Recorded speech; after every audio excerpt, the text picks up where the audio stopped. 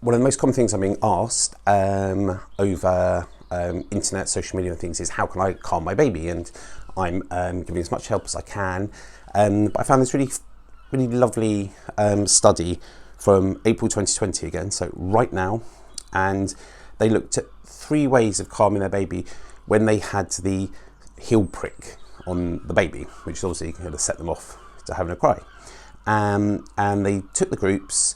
So they had group 1 was a control group where they just did it and measured how upset the babies were. Group 2, they swaddled the babies. Group 3, they were swaddled and held. And group 4, they were swaddled, held and breastfed. Okay, all of those calmed the baby to some degree.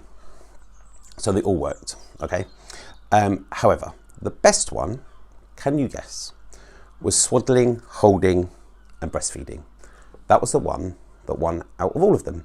So I guess this is a tip for you. It's a pretty simple one. If your baby's upset, swaddling, holding and breastfeeding helps them.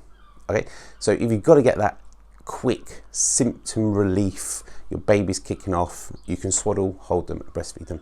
So it's simple. It's kind of, it's not the greatest advice, but I think you maybe from that understand that your baby is not particularly going to calm down if you put them down, and every mum is trying to get them down and sleep more.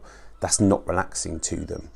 They want to be held. Now on the e-course I go on about these 3 things kind of being a short-term symptom relief. When you get other things in place, you don't have to do this because your baby is happy anyway.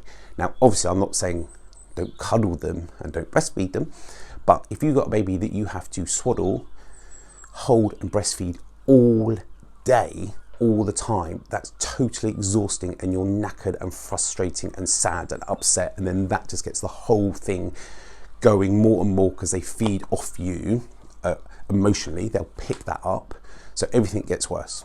So with all the information I have in the e-course about getting to the root cause of what's wrong, then you don't have to do that as much.